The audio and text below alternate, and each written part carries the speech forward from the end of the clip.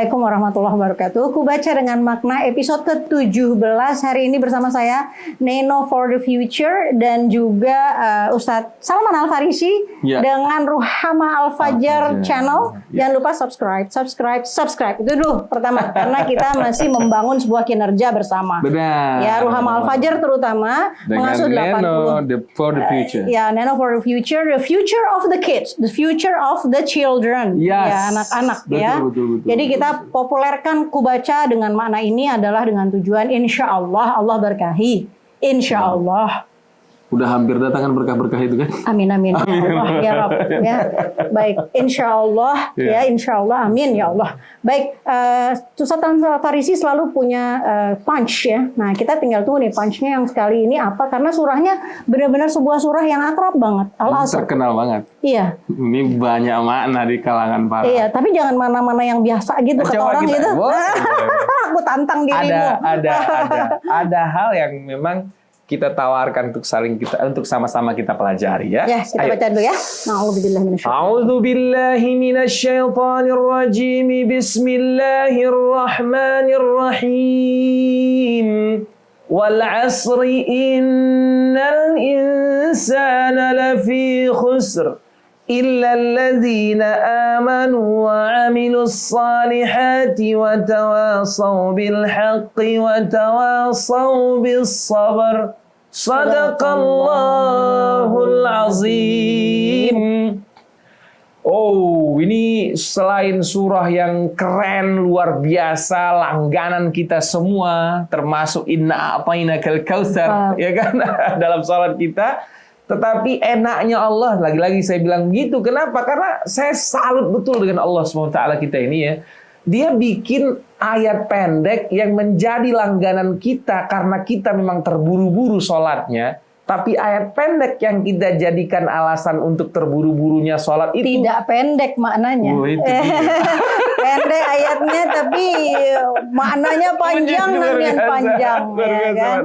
Al-Asr. Itu hebatnya Allah SWT. Ini demi masa ya. Tentu semua paham bahwa waktu adalah harta paling mahalnya kita yang memang kita sering sia-siakan. Sampai Barat bilang time is money ya. Tapi udah disanggah sih, bukan time is money. Jadi love is money. Oh bukan. Jadi waktu saya kira sahabat Ruhama, sahabat Neno for the Future mengetahui makna betapa mahalnya waktu. Innal insana lafi khusr. Sesungguhnya manusia rugi dalam waktu. Kenapa? Kalau kita hitung bisnis Bunda, HPP, harga pokok produksi per detiknya kita itu berapa coba? 1 detik gini aja, kalau nggak bisa begini aja kita butuh uang lebih daripada bermiliar-miliar untuk hanya bisa kedip. Belum lagi kalau misalnya lidahnya ada masalah, hidungnya ada masalah, harus dibolongin segala macam. Ini harganya triliunan untuk bisa bernafas. So, ketika kau sadar per detik waktu adalah memiliki harga pokok produksi sekian triliun rupiah, kau menghasilkan itu enggak? Marginnya berapa ini? Marginnya berapa? Berapa marginnya coba? Kau udah pernah hitung belum? Misalnya Bunda ini punya produk madu. Pasti dia hitung harga madu perbelanjaannya sekian per 100 kilo. Kalau sekilo jadi sekian. Saya jualnya per 100 mili. Oh berarti sekian madunya doang. Botol sekian rupiah. Stiker sekian rupiah, biaya pengemasan sekian rupiah, muncul harga pokok produksi. Betul tidak? Betul. Bunda masih hitung lagi. Saya harus hitung HET, harga eceran tertinggi sekian. Kalau harga reseller sekian, sehingga semua terhitung dengan baik. Tiba-tiba itu madu nggak laku apa semua, kesel nggak? Rugi banyak. Akhirnya dijual murah, rugi banyak. Nah, waktu yang diberi oleh Allah ini lebih jelimet dari penghitungan harga produksi madu tadi. Lebih jelimet. Kenapa kau biarkan dia sia-sia? Makanya wal 'asr innal insana lafi khusr. Banyak. Saya melihatnya dari harga pokok produksi aja. Kalau yang lain-lain kan melihatnya dari yang berbeda-beda. Iya. Banyak sekali. Ini sih ini ya klasik ya. Orang mengatakan kayak saya misalnya tiba-tiba ketemu sama teman, seorang anak datang ke rumah kemarin gitu. Tiba-tiba ibunya bilang, Bunda, ini Hasan atau ini Farhan. So saya tanya, Farhan, ini yang juara ikut Pildacil sama Bunda? Saya juri Pildacil. Maka, ini Farhan. Tunggu, Farhan temannya siapa aja? Oh, Raihan. Oh, oke. Saya coba ingat-ingat ya Farhan. Oh ya Allah, anak itu. Nggak ada sisa di wajahmu Farhan. Tahu-tahu dia mau ngapain? Bunda, saya mau mengundang, udah hafal Quran, udah dokter hafal Quran, dan dia mau mengundang nikah. Ustaz, bayang nggak saya gini? Ya Allah, ya Rabb, betapa waktu. Iya, berjalan begitu cepat. Kita menengok dia ternyata udah berapa belas tahun nak jadi. Benar. Sudah 20 tahun. Ya Allah, ya Rabbnya kita sekarang ini mengingatkan tugasnya kepada mereka yang belum sampai contoh di usia saya. Saya sudah mau 60 tahun kan. Ya. Jadi Ustadz sudah mau 40 tahun. Ustadz pun memiliki dukanya sendiri.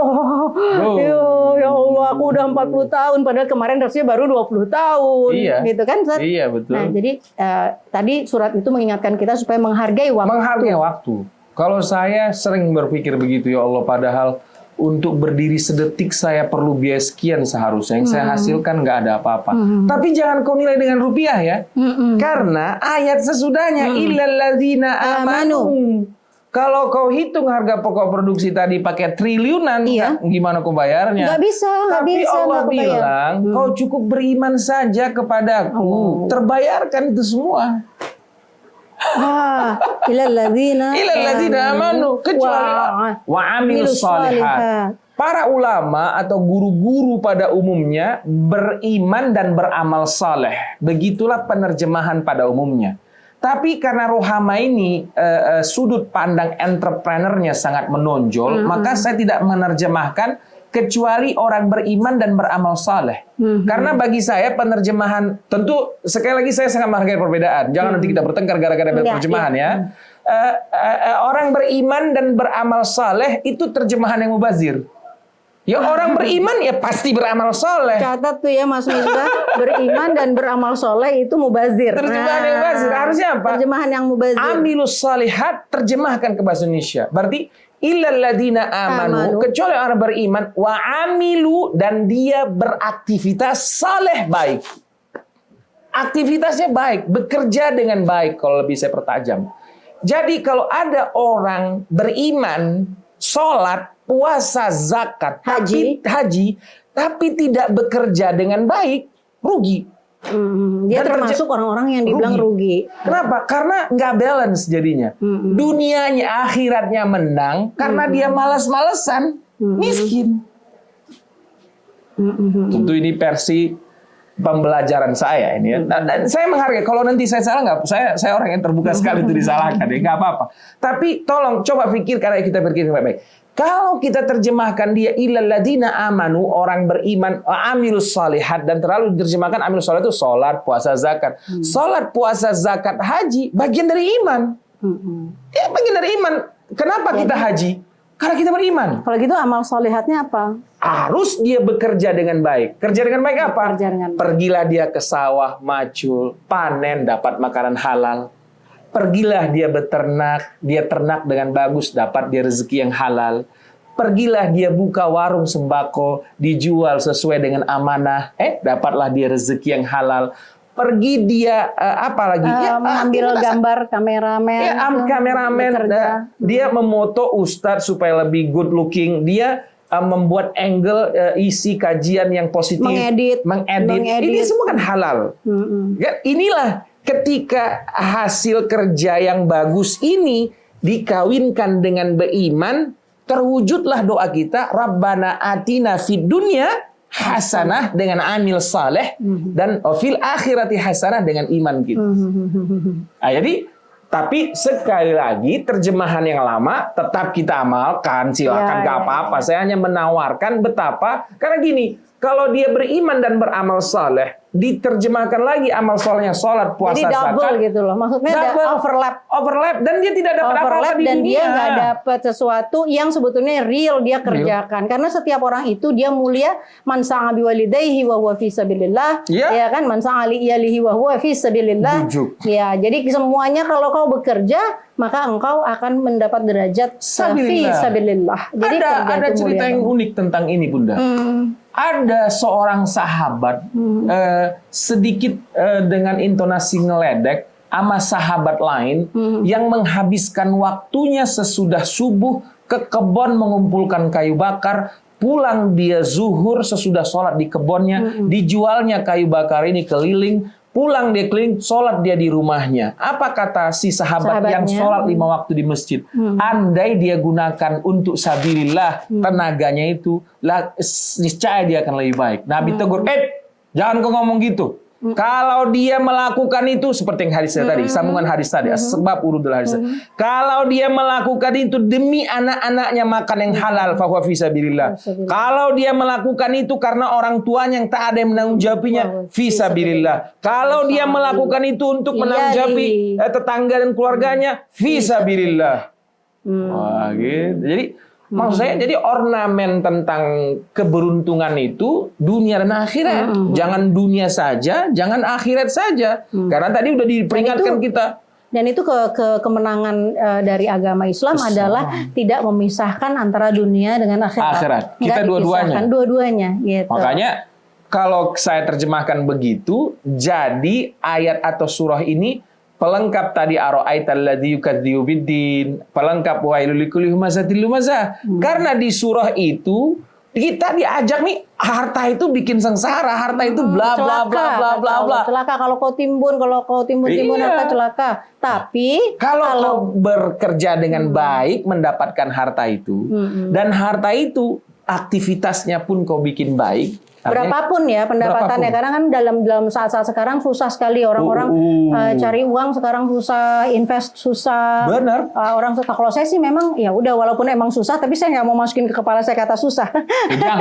Jangan pernah bilang gitu. Iya, jadi saya bilang ya oke, keadaan seperti ini, tapi yang penting kita tetap bekerja kan. Tetap gitu, bekerja, tetap aktivitas. Maka amil saleh. Kalau dilihat juga di kamus bahasa Arab ke bahasa Indonesia, amila itu artinya bekerja, saleh itu artinya baik.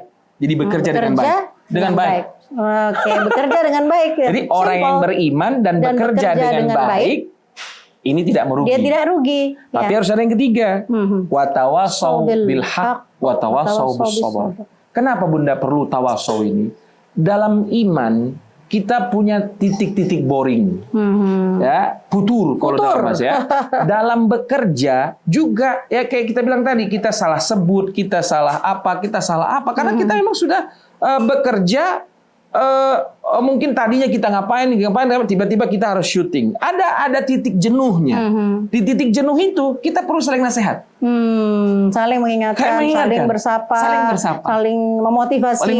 Makanya harus nasihat yang hak, yang benar. Yang hak, yang benar itu gimana maksudnya untuk konteks yang barusan saya ceritakan? Jangan memotivasi mengada-ngada, jangan lebay, tapi terstruktur. Oh, itu mana harus begini, itu harus begini. Oh iya ya, mainkan. Tapi kau harus sabar. Istiqomah. Kenapa sabar Bunda? Iman melewati iman detik demi detik tanpa sabar, kau akan nggak enak banget, jenuh nanti. Iya. Begitu juga beraktivitas sekeren apapun, kalau tidak ada sabarnya, buyar nanti. Jadi sabar itu sebetulnya nggak enak di awal, Ustadz. Iya. Sabar itu gini, ketika kita sabar itu kan dia bukannya diem, dia kan nggak pasif. Enggak. Sabar itu kan aktif dia. Aktif. Dia kata kerja aktif, sabar, ya kan? Sabar. Jadi kalau orang sabar bukan rimo gitu loh, Ustadz. Bukan. Sabar adalah terus mengupayakan, tidak pernah berhenti. Gitu kan? Dia sabar tuh beda bukan. Sabar dengan rimo, beda. Iya, beda gitu. Sabar itu tidak ngedumel, tidak protes, tidak mengeluh, tapi berproses. Iya. Menuju yang terbaik. Ya, setuju. Oh, nanti kapan-kapan kita boleh cerita tentang sabar, ikhlas dan sebagainya di ayat-ayat lain. Ya. Sekarang udah episode ke-17 dan lembayung matahari sudah menyapa di ujung-ujung lidahnya. Lembayung itu sudah nyalek-nyalek. Lembayung. Kalau apa saya nggak dengar bahasa itu? Bahasa orang umur 60 tahun ya, Ustaz ya. Tapi enak didengar. Lembayung senja. Nah, kita akan insya Allah bertemu lagi di episode ke-18 ke-18 ku baca dengan makna doa. Insyaallah. Doa insyaallah. Insyaallah. Doakan Ustadz Salman kemarin sempat sakit. Ustadz Salman sakitnya bukan sakit hati. Bukan. Sakit beneran Ustadz Salman. Sakitnya sakit paratifus lagi. Waduh, ini makanya kita stop dulu, istirahat, dan kemudian insya Allah kita ketemu di episode ke-18. Gitu ya, Surah At-Takatsur yang sangat luar biasa. Wow, keren. Assalamualaikum warahmatullahi wabarakatuh.